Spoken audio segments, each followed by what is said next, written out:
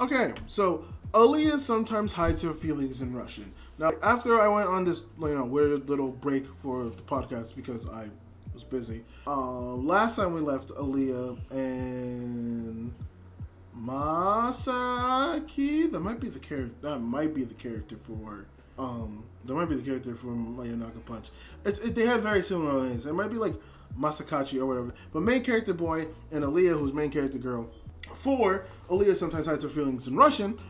What happened with this in this situation? Also, I need to check something real quick. Hold on. Oh, okay, no. All right, no, we got sound. I just needed to check.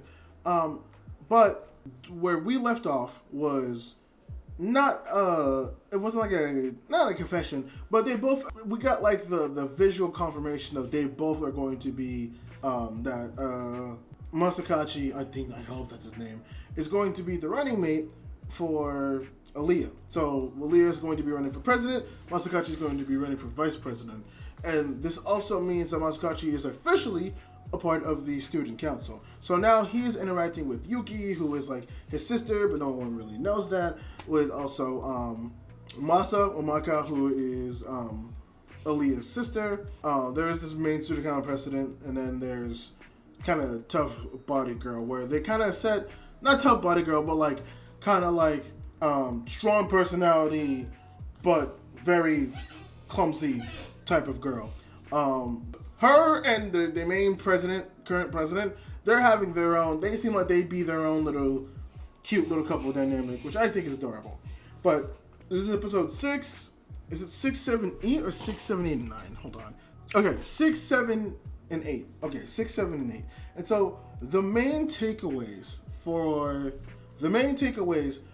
these strings of episodes is that Alya and Masakachi announced to the student council that they are going to be running together for vice president and president. Yuki confronts Alya, kind of teasing her over the fact of like, oh yeah, do you like Masakachi? And basically her teasing her, being like, well, I love Masakachi a shit ton. And her like giving like a soft kind of, but not really confirmation to his sister, who we don't know about. But also through this announcement, we also get a little bit of that family turmoil that I've been wanting, where I wasn't expecting this.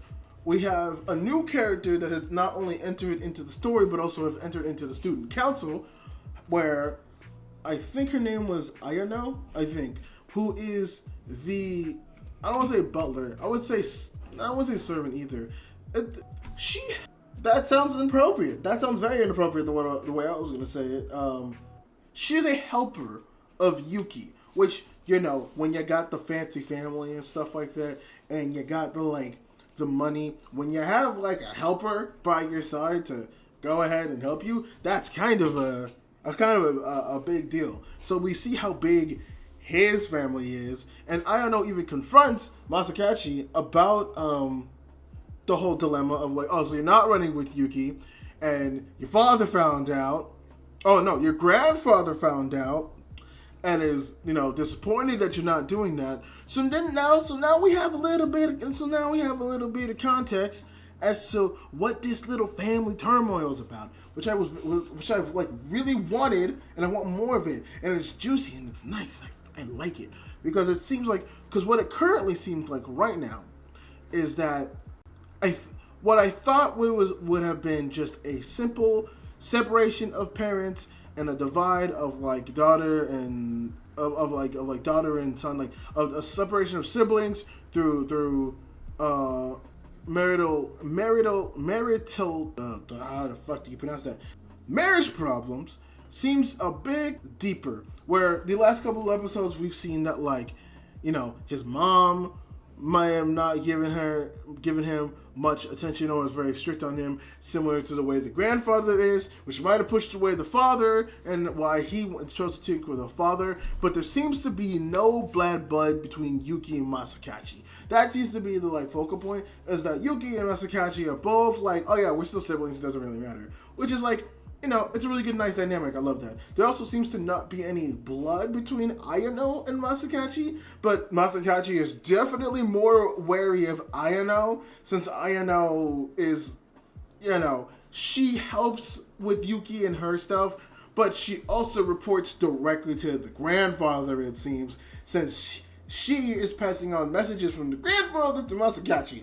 So there's a little bit of turmoil in, like, that whole regard. What was episode 7? I forget. Oh, okay, right. Okay, sorry. I was looking over what the fuck I was looking at. So after we get that, we get a little bit of dynamic, a little bit of that family turmoil, and then on top of that family turmoil, what we also get is we get what is a character named Taniyama, who there's a part where I think it was like the episode 6 where Alya and Masakachi are talking about their strategy to fight Yuki, which Yuki and Ayano, it's not Yuki and Masakachi, but he mentions like that's still a formidable team, and Yuki by herself is already formidable. So it seems like the student body council already kind of seems like they're wanting to vote for Yuki. So a new runner coming into the fray is already not helping. But that's when Taniyama passes, and Masakachi actually noticed that for a second. Only, I think around episode 7 or the end of episode 6, Taniyama actually challenges Alya and Masakachi to a, what is it? It was like a student. It was a student, not like it was like a student delegate or a student debate. And basically, what it is a debate where you set the pecking order of like the student council and who's where and who's which. And so Taniyama is challenging Masakachi and Alya because she's going off being like, oh yeah, you stole Masakachi away from Yuki. They would have been together, but you probably did some underlying shit. Masakachi saying that's not what it is. Taniyama is challenging them, and so they have like this huge big like student council debate, right? Where Taniyama is going off, she's doing her stuff. She's like doing her opening debate because the whole thing's centered around the topic of should teachers vet out the student council. And Taniyama's argument was like, oh well, the student council can add like whoever they want, yada yada yada, and but in order to avoid slackers, in order to avoid people who might have some favoritism, we should have the teachers vet them before they even get considered in the first place. And Alya was going off. She had her counterpoint saying like that's not good because of student body, but they had some underlying tactics where they like spread a little bit of a rumor, or not rumor, but they spread some stuff where it kind of threw off Alya and she got nervous. She definitely has some form of, I want to say it's performance anxiety. I don't know if I go that far to say it's performance anxiety, because when she wants to perform, she can perform. She can do it. It's once people start talking about her or either bad-mouthing her or not really paying attention to her, that's when she starts getting overwhelmed and nervous. And then we get to a point where Masakachi like tags himself in for Alya to try to sweep it under the rug, which it was so easy for him. He was just like, I mean, look at your student council, look at your current student council president. He literally has the story of he was a fat nobody who wanted to run for president and then worked his ass off, and now he's like, you guys love him. Like, we wouldn't get that if we didn't have the whole vetting stuff. And so he wins by a fucking landslide. Also, during this whole thing, they show it after the fact, but Yuki and Ayano are like up in like a skybox as they were watching the whole thing, and since Alya and Masakachi have announced that they've been like wanting to run as a pair, Yuki and Ayano has had this weird like final boss thing. Like it's like sort of kind of meta where Yuki's sitting there where it's just like, oh, I am the final boss and you're gonna have to get through me. Like Masakachi and Alya, you're like big brother, you're so cool, but you're gonna get through me and I'm gonna stomp you. And it's one of those things where it's like, this is kind of meta, but I like it. It's enough meta to where like it's not like we're not getting into like my friend No-Katan levels of. We're not getting to my friend No-Katan levels of meta. This is just like a slight bit meta. The way that Yuki has been this entire show, bringing up like the brother and sister like complex dynamic and all that shit. Like her like over the top like otaku self in a sense. And I think that was the last thing I think that was the last thing out of the 3 episodes. Those are kind of at least the big basic notes that we got from this episode. Honestly, a couple of thoughts that I had, just kind of going over this entire thing. I thought Alya and Yuki were a very cute, adorable couple, or duo. They're not a couple. I shouldn't say that. They are not a couple, but they are definitely an adorable duo. I like the way they interact with each other. I liked her addition. I like how she also just secretly has like a raging, just I wouldn't say like she's madly in love, but she definitely in one way appreciate and fantasize. No, she has an infatuation with Masakachi. I'd say it that way. She has like some sort of infatuation, which I think is actually kind of adorable, if I'm being completely honest, because the way she holds herself as that, like, she's not a serious maid. She's definitely a maid where she's a helper with like a bit of a personality, and I like that because a lot of them are just straightforward, or the straightforward badasses, which is fine. I like the badasses, but I like one with a little personality, and I know it's definitely one with a personality.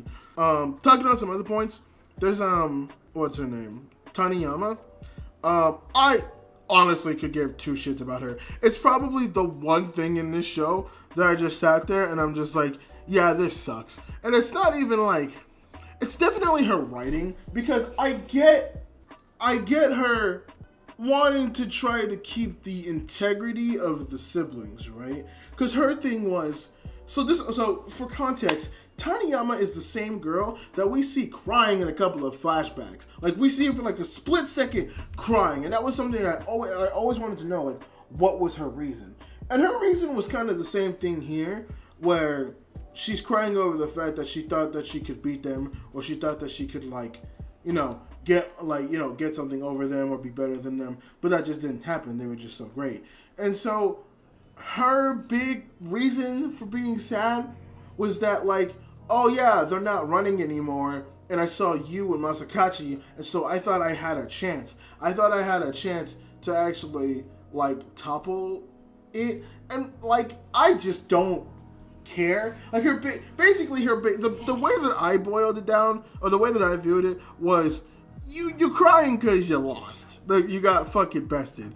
And it's such a, I hate it, right? I hate having that mindset, because I do understand the factor of just, like, if you try and succeed, sometimes it is just good to just not give up. But sometimes it's just good to be like, I've reached my peak. I've truly reached my peak. But, like, for her, it seemed like she didn't even try. She didn't even want to try to get better or try to do that. She's not part of the student council anymore, or any form of action that I know of whatsoever. It's literally just, I got bested in middle school so badly that I just didn't want to do it anymore. Like, what kind of mentality is that? What kind of perseverance is that?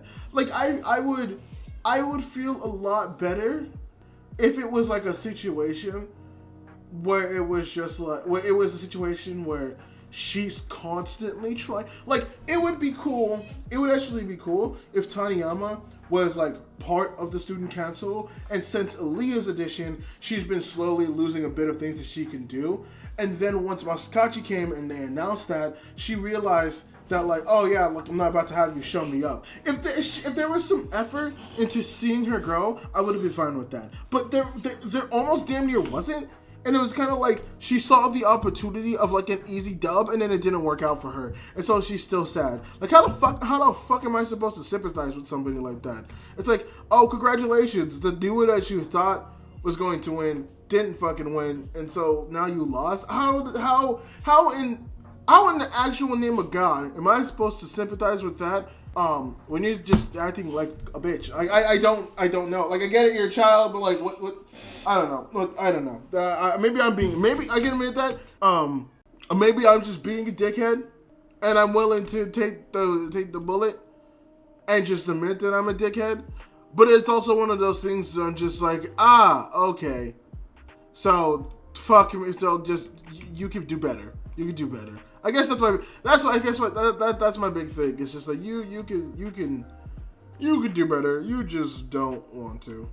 Oh yeah, we do get a little bit of what is it? I think we do get a little bit of conversation with, like, by the way, Alya's sister name is Masha. I thought it was like Maka, but no, it was Masha. With Masha and Masakachi, where they're talking about like them being like the older siblings and yada yada yada, which I found cute and adorable. You definitely see the different dynamics between Masha and Alya, where Masha's like, oh, I want to protect my sister at all costs, which is why she hasn't really gone off and done her big thing. Where you also see Masakachi kind of having that like similar mentality, which I found really interesting, if I'm being completely honest with you. That to me was definitely quite interesting. Gotta charge my phone because this fucking shit died. Other than that, I don't think there's anything. But yeah, overall, I am fucking loving Alya Sometimes Hides Her Feelings in Russian. It has been fun. I don't think I have hated a single fucking episode. I realistically don't think I have hated a single episode, and I am actually so happy about that. Oh, it is quickly becoming one of my favorite romances, and honestly, I'm not gonna lie, out of everything I've watched, it's getting up there for May of the Year for me. It has to start strong. I don't know if anything's really beating out Kaiju number 8, but in terms of like certain categories, like that category has a bunch of best girls. That category is definitely gonna have some form of best song, like that, like best couple or best duo, best couple. If that definitely is gonna go to probably Alya. Depending on how everything turns out with the fall season and whatnot. I'm loving this. If I were to give, since I'm not gonna rank the individual episodes, if I were to give Alya Sometimes Hides Her Feelings in Russian a ranking right now, like if this was like the finale and like the final episode, I would probably give it like an 8.5. And I only give it an 8.5 because the way I'm talking about it, I should give it like a 9 or a 9.5, right? Because I still think there's something that has yet to movie. It's been an enjoyable watch. It's been a good watch. It's been a very, very good watch. And they have pushed that premise of her speaking Russian and like basically, confessing and him picking up on it is good. They're doing a lot of things good. The main character, Masakachi, is very good. The dynamic of the student council was very good. But there's still a certain level of emotional of impact that I'm waiting for, and I'm assuming we're going to get that impact some point later in these next couple of episodes. That's what I'm assuming. Either episode 10, episode 11, or episode 12. We're going to probably get one of those really strong impact episodes. And so that's what I'm kind of waiting for. But for right now, it's definitely going to be like an 8.5 out of 10 for me. That's at least where it's sitting. What else? Oh yeah, but yeah, it 8.5 out of 10 as of right now. As of this recording, it would be 8.5 out of 10.